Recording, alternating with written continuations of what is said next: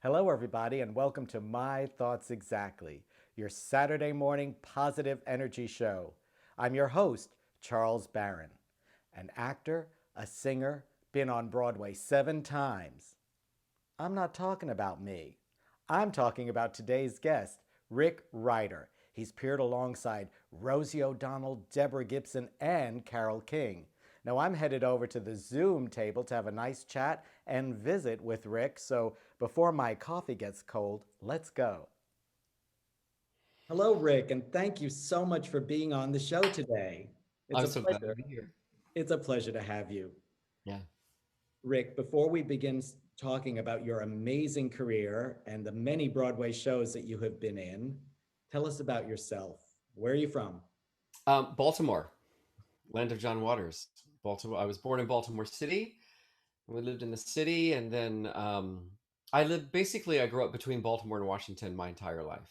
And we landed when I was in third grade. We landed back in Maryland, in a town called Ellicott City, in a lovely historic old town called Ellicott City in Howard County, Maryland, which was an old country county that was really on the cusp of being developed largely. Um, and that's where I lived and all the way through college. Wow. Well, most people who come from Baltimore have a very distinct regional dialect, and you seem to have most successfully eliminated yours.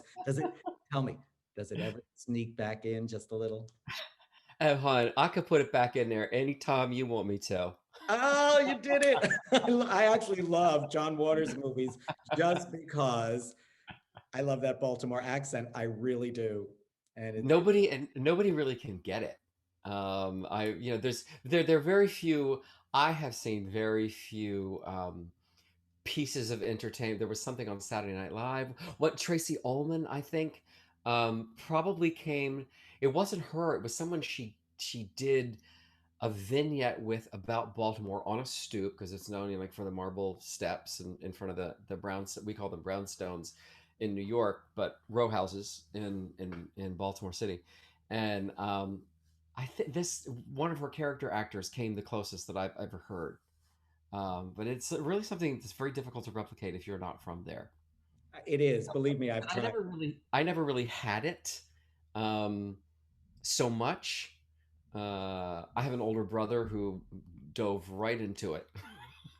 But my parents weren't from the area, so I didn't have that influence. And maybe being an actor had something to do with it. I don't know. Well, growing up in Baltimore, how did you discover that your passion was acting and performing? Um, my pat answer is that it all started in the Episcopal Church. I wanted to get closer to the organ. I was obsessed with the organ, the different like keyboards and the pedals and the stops, and I loved electronics and buttons and um, things like that when I was a kid. And so I was obsessed when we went to church. I mean, we weren't regular churchgoers, really, more holiday, cultural churchgoers. Um, and uh, and when I was there, I just wanted to be closer to the organ, and that meant being in the choir. And so I joined the choir, and simultaneously, I kind of wore my parents down to get me a keyboard because I was so obsessed with the whole keyboard. And they bought me a piano, and I was kind of off and running with with both. That's really where it was born. Aside from being in the chorus of the church, of the when you joined the chorus, what is the earliest remembrance you have of being on stage? What age were you? I was in the third grade, um, and this Howard County where I grew up, it was I guess a fairly affluent county, but because it was being developed, um, the school system, part of the school system became an experimental school system. So I went to new schools that we didn't have classrooms. We had pods that we were sort of arranged in, and we weren't in grades. That was we were they were called Team One, Team Two, Team Three, Team Four, Team Five. For first, second, third, fourth, fifth grade, and in Team Three, in my pod, I did a production of The Tortoise and the Hare, in which I was both the tortoise and the hare, in a costume made by my mother that was reversible. One side was lots of cotton balls, and the other side was not. To denote the tortoise. So that's my earliest remember, and I mean, it is the first time that I really performed. You were thinking outside the box, as they say. You're already, your creative mind was leaps ahead of all the other third graders, was it? Yes. Certainly, my Greg Barnes of a mother was thinking outside of the box. What is your earliest remember? Well, what was the Broadway show? Yeah, the first Broadway show that you ever saw in New York, where you were like, ah, this is Broadway. Pippin. Mine as Pippin. well. Not my first, but I saw, or not. I shouldn't say that. I did was one of the early shows that I saw was Pippin as well. In that trip, that was 1976. I saw Pippin. I saw the all black cast of Guys and Dolls. Yes. Um, I saw Let My People Come, Wow. which was a musical where the cast got naked. Actually, we saw it in previews. I was 15. I don't know what my parents were thinking. I came with a crew of community theater friends of all ages, of which I was the youngest. And I guess my parents thought I was going to be chaperoned, which I was not. And because I went to see, I lost a coin toss to a second ticket to Chorus Line, and this is 76. So that was a big loss. So Yeah. consolation to myself, I took myself to see the all black cast of Guys and Dolls. I had just done it in in the Howard County Summer Theater production of Guys and Dolls, so I knew the musical. And it was just like I remember it so well. Robert Guillaume, Ken Page was nicely. He did one encore after the next. I took myself.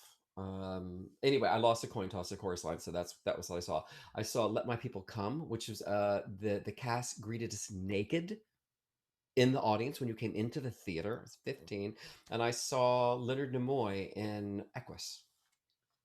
Wow. Very good. Broadway Very show. good theater. Very good theater training and background. All the really good ones you got to see early on. Yep, Excellent. yep, Well, yep. jumping ahead, you've been in, I believe, 7 Broadway shows, and some of them that I know offhand are the legendary Starmites.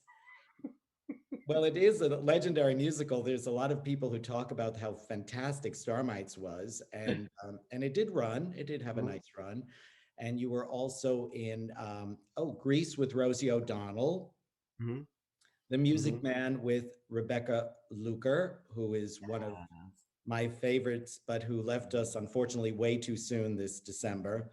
Who Mhm. played Harold Hill in that one? When I did it, it was Robert Sean Leonard. Oh, I like him. He's very good. He's wonderful, and he replaced Eric McCormack, Will from Will and Grace, Yeah. who replaced, oh my gosh, Craig Bierko was the original. Yes. Very, very good. And then you were the lead in you played the role of Eddie, which was the lead of Blood Brothers Mhm, with mhm. opposite Carole King. Indeed. What Yeah. was it like stepping out on stage every night opposite this music legend that everybody just sings all her music all the time, Carole King?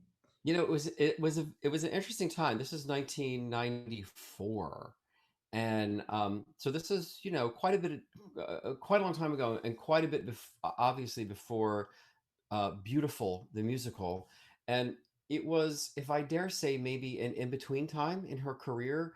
The enormous success of Tapestry, which put a face with her work, and her face with her work.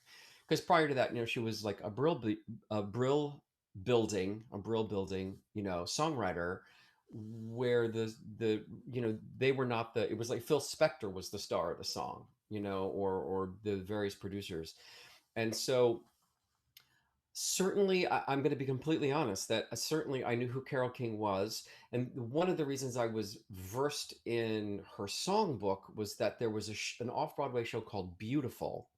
No, excuse me, that was the Broadway show. An off Broadway show called Tapestry, um, which was the Tapestry album, and there were four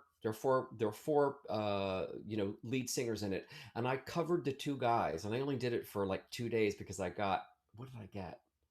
I got something else, and I left actually. I got a better job, and I don't remember what it was, um, but I kept the score because these arrangements were fantastic because they were rearranged and they weren't reinterpreted, they were just rearranged, and that's why I was familiar with her music because Tapestry, as as popular as it was kind of a woman's album, which doesn't mean that it didn't cross over to men at all, because it's an enormous part of everyone's fabric, musical fabric. But I wasn't as familiar, and through that experience, working with her, I, it was sort of a slow melt. It's like, oh wow, she's Yeah. she's Wow. really something. I didn't know that she wrote "Go Away, Little Girl." Mhm. I didn't know that. And I didn't realize she wrote "Up on the Roof." I didn't know it. I knew it through James Taylor. Mhm. Anyway, it was quite the experience because her, like when she was in the show, like Barbara Walters came to see the show, and it was like when I worked with Debbie Gibson or Deborah Gibson when I did Grease with her. Like she's like, I have a friend in the audience. Who's that? Luther Vandross. And it was an introduction to a whole other world for me, and casting celebrities and names and legends for whatever their body of work was. It was really it was really an electric. We did Her contract was for 6 months, and it was an electric 6 months, Wow. and something I'll never forget. Singing with Carole King. That's That's an amazing thing to have said you did. I mean, it really wonderful. Yeah. But I want to turn the clock back a little further because you were in a Broadway show that's also quite legendary for other reasons. You played the role of the infamous Roy Cohn, the lawyer Roy Cohn, in a show called Senator Joe, which closed after three previews and never made it to opening night. Now, a lot of people who I know watch this show, and are trivia lovers like myself. So tell us a little bit what happened. I love the backstory. This is the beginning of my career in New York. I moved to New York just a few months before I auditioned for this thing, and I booked it right away, and it was in workshop, and I got two offers in this simultaneously. One was with the to do a production of the Desert Song with the Light Opera of Manhattan, which we called Loom, which ended up being the Jewish rep space where I also worked They when were it on was First Avenue, weren't they? Or something on the East Side. I do remember them. 90 Oh, 90s. Yes. in the 90s, on one of the East Side avenues. I I can't remember. remember them. Not many people remember them. I do. And then it was Jewish rep, and so so I booked the workshop of this, and the legendary director Tom O'Horgan was directing it. And what a lot of people do, and if for your listeners who might not know, he directed Jesus Christ Superstar originally on Broadway. He directed Hair, Lenny, Sleuth, The Three Musketeers. Those were probably maybe less notable than obviously those other two iconic musicals. And what a lot of people don't know is that he wrote the music, the score to Senator Joe, and what it was to be. I'm going to try to condense this story, but what Senator Joe was to be was one of three pieces that were to run in rep. "'Tis a Pity She's a Whore," which was never realized. Nimrod and the Tower of Babel, based on the biblical legend, in which I was Nimrod, and Senator Joe, in which I was Roy Cohn. And everything was the cast. There was one large cast, and everything was double cast so that we could be in all of these different shows. They were to tour together in a self contained set and sit down like in arenas and build itself up, perform it, break itself down, put it in the truck, and move on to the next arena. It was never meant to come to New York. That Oh, wasn't the concept. And so Adela Holzer, who was a fairly major investor in both Hair and Superstar and worked with Tom O'Horgan, had just come out of jail for embezzlement just before she teamed up with O'Horgan again embezzled money again Oh my. to produce Senator Joe, Nimrod in the Tower of Babel, and supposedly "'Tis a Pity She's a Whore," which again was never realized, and put them on Broadway. And so that was her attempt. And I joined it in the workshop production, my first gig in New York. Mhm. Major role, title role in one show, major role in another. Um, and it was a really wonderful experience aesthetically, artistically. And then it began to, and of course, because I'm completely green, it really kind of began to get very suspicious. And Adela Holzer, was basically trying to cover herself, cover her embezzlement tracks. And I didn't know that she had this. I didn't know she'd been in prison. I don't know who did. Certainly O'Horgan did, when he worked with her again. But we had other producers besides her, but she was the lead producer. And we ended up within like a year later going to Broadway, and we lasted 3 previews before she was hauled off to prison, or hauled off to jail, trying to leave the country. And then she went to back to prison again. Mhm.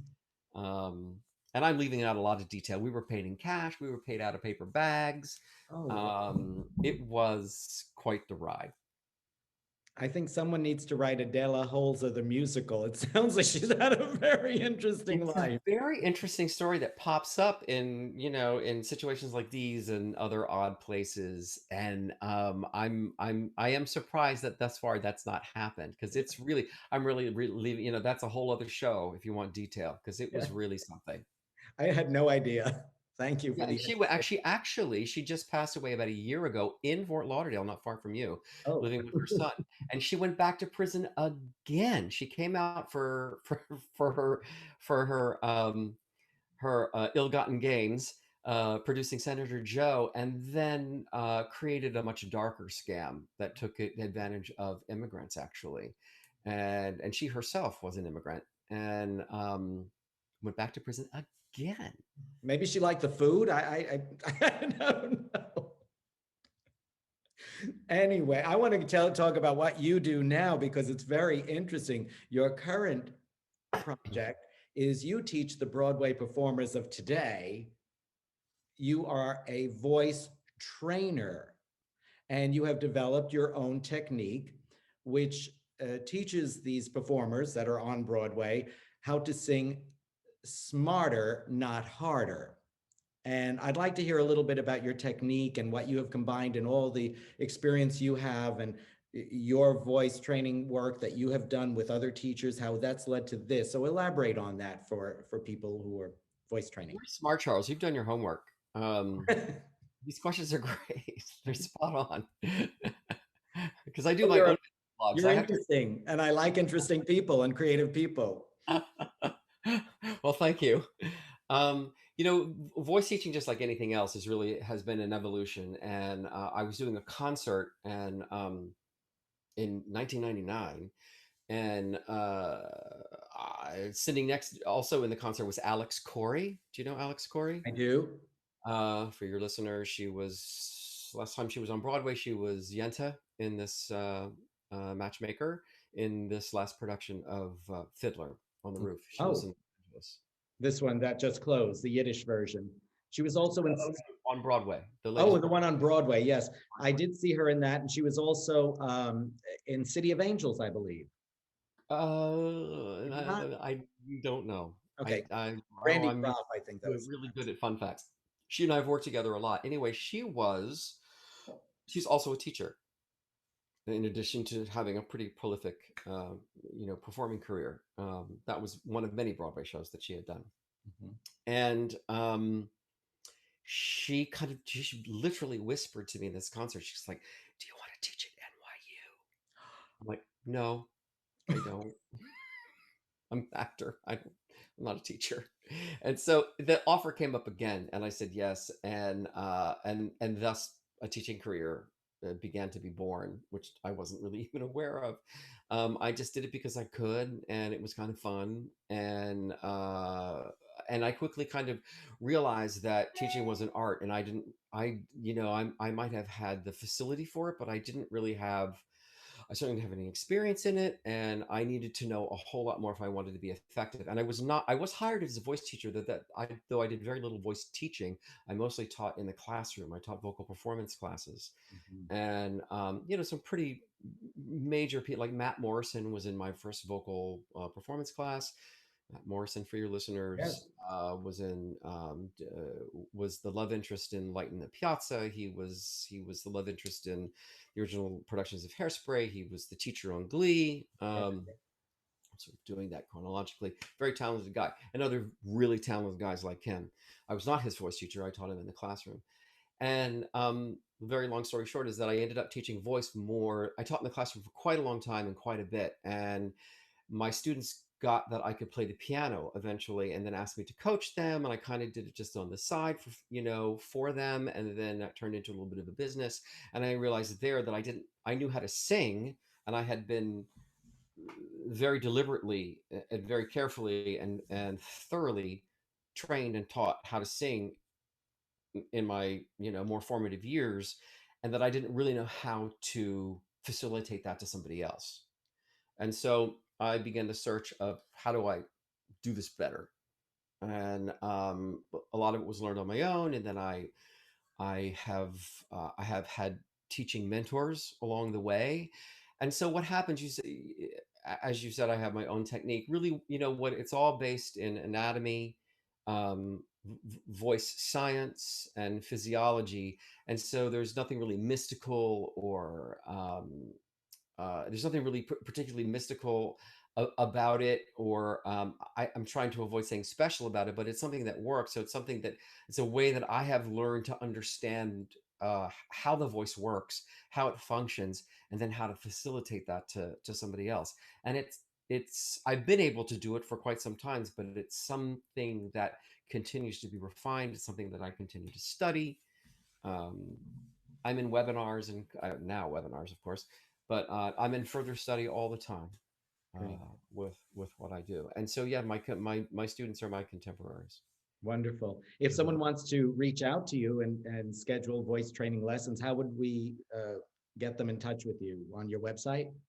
You can go through my website, which is ridervoiceworks.com. I'm putting it up right here on the bottom of the Oh, screen. People fantastic. are talking, and as we You are reach me. talking, great. So say There it again. Writer Voice Works. all one word, Rider Voice Works, all one word, RYDER voiceworks.com, or Rick at ridervoiceworks.com. And that's Rick, RIC, no K, because my parents are clever, no Mhm. K. Rick at ridervoiceworks.com. You can reach me directly through that. That's my email. Great.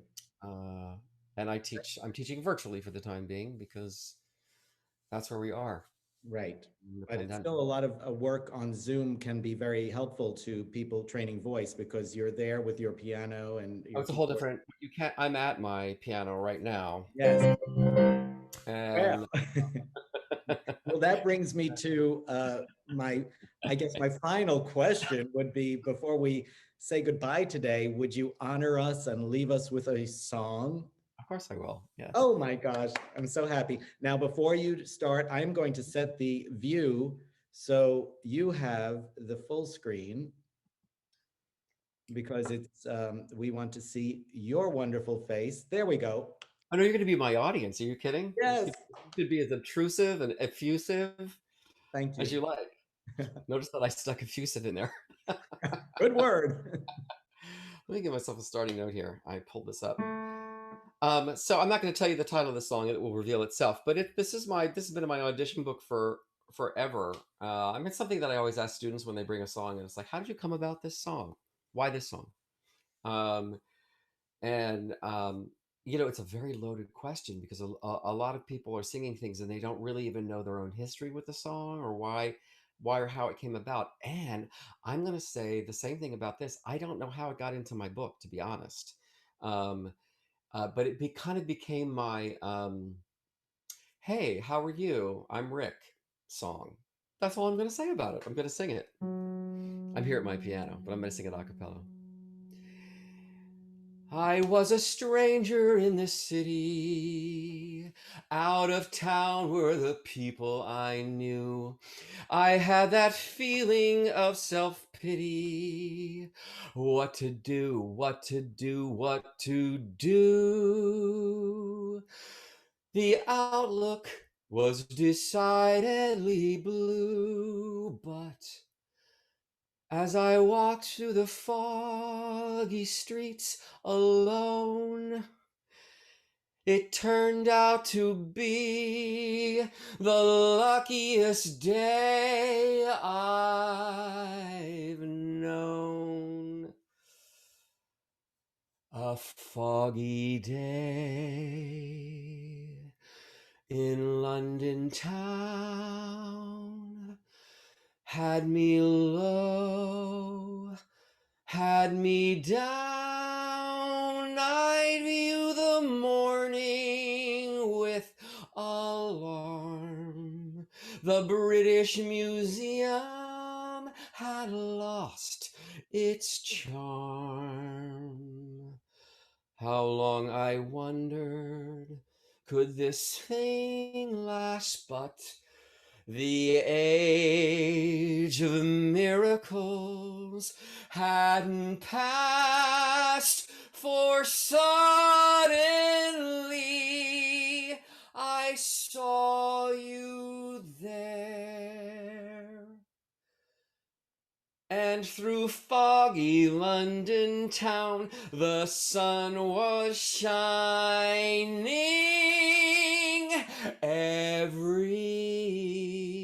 every breath in the wrong place. Where?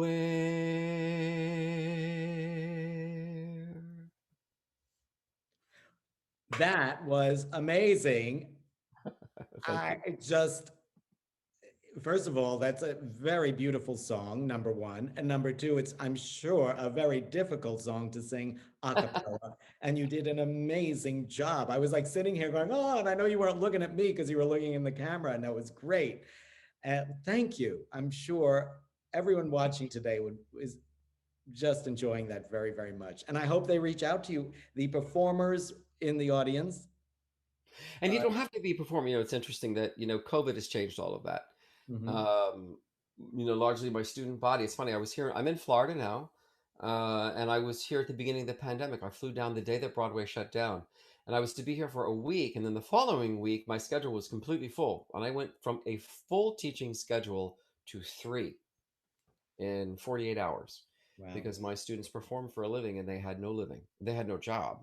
Little did they know they weren't going to have a living for such a long time, or the living that they knew, that the living that they'd had.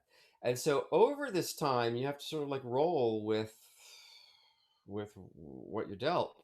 I teach still a lot of performing artists, but it's my schedule is open to. I am open to teaching plenty of people that do not perform for a living, or aspire to, or just aspire to sing better. Well, that's So wonderful. And thank you for being here. The stories you have and your career is so wonderful to listen to thanks, and Charles. hear you talk about. So I wish you the best week ahead and stay warm in sunny Florida. And we will be in touch very, very soon. So thanks for being on the show. You bet. My pleasure. Okay, Take bye. care. Bye bye.